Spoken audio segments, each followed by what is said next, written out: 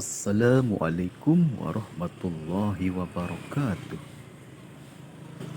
Pemirsa, Ustadz Yazid Jawas adalah salah satu Ustadz Salafi Wahabi. Dia biasa berceramah di TV Roja. Di suatu kesempatan ceramah, beliau Ustadz Yazid Jawas berpesan kepada yang mengisi kajian supaya berhati-hati dalam mengambil langkah. Contohnya orang yang baru hijrah itu dilarang berceramah atau bercerita tentang masa lalu kelamnya, misalnya kepada mantan artis, mantan pelawak, dan lain-lainnya. Dan inilah video selengkapnya.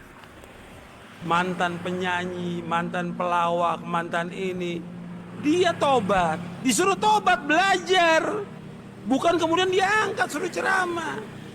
Ini ustadznya yang bodoh kalau seperti ini. Ini ustadznya bilang, tolong antum ceritakan. La haula. Gimana kalau dia pelacur, suruh cerita? La haula wala quwwata illa billah. Allah musta'an. Ini kebodohan yang keterlaluan ini ya. Jahil murakkab. Bodohnya kuadrat. Fadhal, ana minta al-akh. Ana ingin dia cerita kenapa dia datang ke Jember nih jamaah.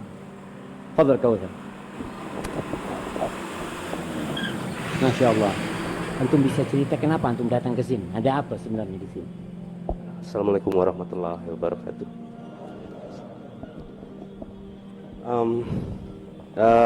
Beberapa agak gugup aku agak gugup. Memang awal tahun kemarin itu nggak awal tahun sih, dari 2 tahun kemarin mencari tentang agama Islam. Apalagi usia saya sekarang ini juga, kalau buat saya udah kelamaan nggak menuntut ilmu karena terlalu sibuk bekerja. Makanya waktu datang ke sini tuh kayaknya melihat kalian sebenarnya agak-agak iri. Kemana aja aku selama ini gitu untuk menuntut ilmu. Perlahan-lahan di Jakarta mulai ikut kajian, diajakin sama istri juga. Perlahan-lahan mencari kebenaran tentang profesi yang pasti sih. Karena selama ini itu adalah bagian dari hidup saya. Dan inilah reaksi Ustadz Yazid Jawas. Kok diceritakan la haula wala quwata illa billah. Kan Nabi bersabda dalam hadis yang sahih riwayat Bukhari, kullu ummati mu'afan illa al-mujahirin. Setiap umatku akan dimaafkan dosanya kecuali yang menampakkan dosanya. Bagaimana menampakkan dosa? Malam dia berbuat dosa, sudah ditutup oleh Allah dosanya, pagi diceritakan. Ini masa lalu dia sudah tutup. Jangan diceritakan kepada orang. Ini ustadznya bilang, tolong antum ceritakan. La haula. Gimana kalau dia pelacur, suruh cerita? La haula wala quwwata illa billah. Allah musta'an. Ini kebodohan yang keterlaluan ini ya. Jahil murakkab. Bodohnya kuadrat. Dan ini adalah satu lagi. Dia mantan penyanyi dan dia berani berceramah di hadapan banyak jamaah. Mari kita dengar. Warahmatullahi wabarakatuh. Ini merupakan kehormatan dan kebanggaan bagi saya untuk bisa berada di belakang sedikit dari perjalanan saya untuk dalam mencari agama Allah yang hak ini. Jadi kalau ada yang belum kenal, perkenalkan, nama saya dari kecil tapi orang udah manggil saya dengan sebutan. Saya dulu penyanyi lumayan, cukup beberapa album lah dulu. Ya, perjalanan hidup saya begitulah pernah sampai masuk penjara segala. Hijrah 3 kali gagal. Hijrah pertama karena saya nggak tahu ya, niat saya kan saya pengen dekat dengan Allah gitu. Karena saya gimana caranya saya mau hidup benar gitu ya. Cuman karena yang saya tahu itu yang dari saya kecil saya sekolah di Al-Azhar hingga saya dewasa itu kuliah juga di Universitas Islam di Jakarta. Itu kok hijrahnya, amalannya kok seakan-akan kok kayaknya taubat saya nggak diterima sama Allah. Kenapa nih?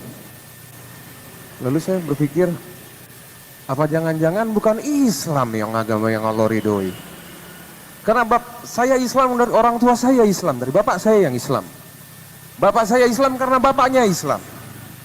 Jadi kalau saya berpikir kalau seandainya nanti saya mati, saya masuk kubur, ternyata bukan Islam, apa enggak kita celaka?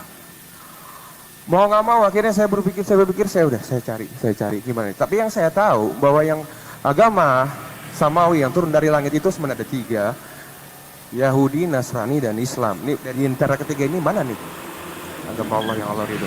Saya pelajarin akhirnya. Saya beli Taurat, Zabur, Injil, saya khatamin. Tapi ujung-ujungnya setelah saya pelajarin, tetap kembali lagi ke Islam. Karena banyak sekali di dalamnya itu yang ayat-ayat Allah sudah mereka ganti. Nabi-nabi di sana bermaksiat, dari itu sudah tidak mungkin. Jadi saya tolak habis. Pemirsa, mari kita lihat bagaimana reaksi Ustadz Yazid Jawas setelah hal ini benar-benar terjadi. Orang yang baru tobat dijadikan host. Jadi apa? Pembawa acara sama ustadznya. Ini yang bodoh nggak tahu siapa nih, apa ustadznya apa hostnya yang bodoh ini. Mantan penyanyi, mantan pelawak, mantan ini, dia tobat, disuruh tobat belajar, bukan kemudian diangkat suruh ceramah.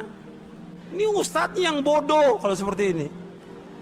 Ada nggak? Saya mau tanya Pak, ada nggak? Ada terjadi. Nggak boleh. Ini menyimpang dari manhajus salaf. Nggak pernah ulama salaf mengangkat orang-orang pelaku maksiat, taubat dia angkat untuk mengisi. Nggak ada. Wah, pendeta baru masuk Islam, bukan suruh ngisi, belajar agama yang benar, nuntut ilmu sampai paham dia tentang akidah, tentang ibadah, tentang manhaj, paham dia. Nggak dipanggil kemana-mana suruh ngisi. Akhirnya apa?